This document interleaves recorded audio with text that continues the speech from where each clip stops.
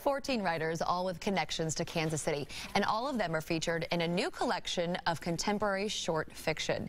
Steve Paul is a senior writer and arts editor at the Kansas City Star, and the editor of Kansas City Noir. Mitch Brian is an author of one of the stories in it. Welcome to the show. Thanks, Michelle. Okay, so it's called Kansas City Noir. So if you want something sweet, innocent, and fun, this is probably not it. This is not it. This is dark and dreary and really tough stuff. With a lot of adult situations and a lot of sharp blades. Sharp blades. Sharp blades. So what's the vibe, would you say? It's mean streets. It's there are no happy endings in these stories.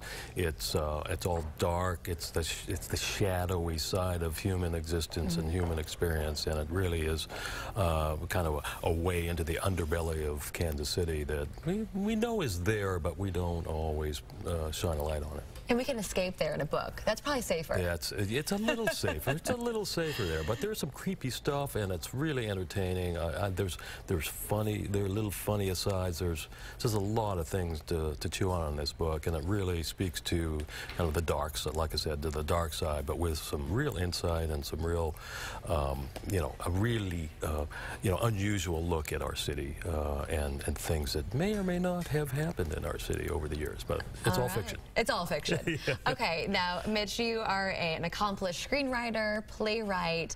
What is your story about? Does it kind of fit into the theatrical world? It does. It's called Last Night at the Rialto, and it's about a movie theater, a composite movie theater. It's actually not a real theater that's being shut down, and it's sort of the last night there, and the projectionist has figured out a way to scam his boss, get a little revenge. And in doing so, we get this memory piece that takes us through the history of all the movies that were made in this area. Fantastic. Is it cool to write a short story? Because I know it's hard for people to sit down and read an entire book and have the 13 pages to read. You could sit down and enjoy it beginning, middle, and end. Is it fun as a writer? It was great as a writer, and Steve had the confidence in me to offer me the chance to do this because I'd never written a short story before. So it was, it's hard work though. I mean, you still have to structure things. You still have to figure out, when you go interior, when you go exterior, and I thought it was just thrilling. It was really great. So I'm sure it's thrilling for you to get the chance to have a Kansas City Noir. This is actually a part of a worldwide effort. It's a long-running series from a New York publisher called Akashic Books. They've done, for about 8 years, they've done, this is about number 50 in this series. They're all geographically specific, some cities, some countrywide, but we join a list from, the Bronx and Boston and LA and Prague and Venice and St. Petersburg, Russia, just this fall as well.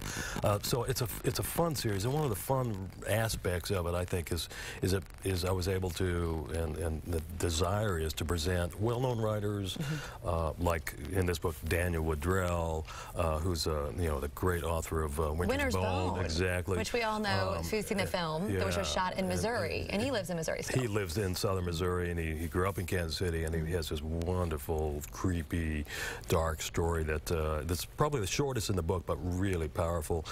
Nancy Picard, so well-known Kansas City writer, and then writers like Mitch and a few others who've never written fiction before. It's really fun to kind of dig those people out and present them as emerging writers. And several, 3 or 4 of the writers have never published or never written fiction before, and it was great to kind of make that happen.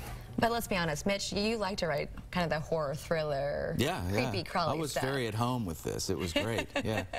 Well, I'm sure we'll be at home reading the book. Where can folks find it? At all the finer bookstores in town, and the Kansas City store, and online, and pretty much everywhere, we think. You think, okay, well, you have a big event this Saturday. Tell us about that. We've had a series of events, and on Saturday I'll be with 3 of our contributors at a meeting of the Sisters in Crime organization, so Linda Rodriguez, Nancy Picard, and Catherine Browder, all of whom have really fine stories in this collection. We'll be together at this new mystery bookstore in downtown Overland Park, and I'm looking forward to it. Well, congratulations on your Thanks success so much. with the book. Thank you very much. Thanks, Steve and Mitch. Appreciate it.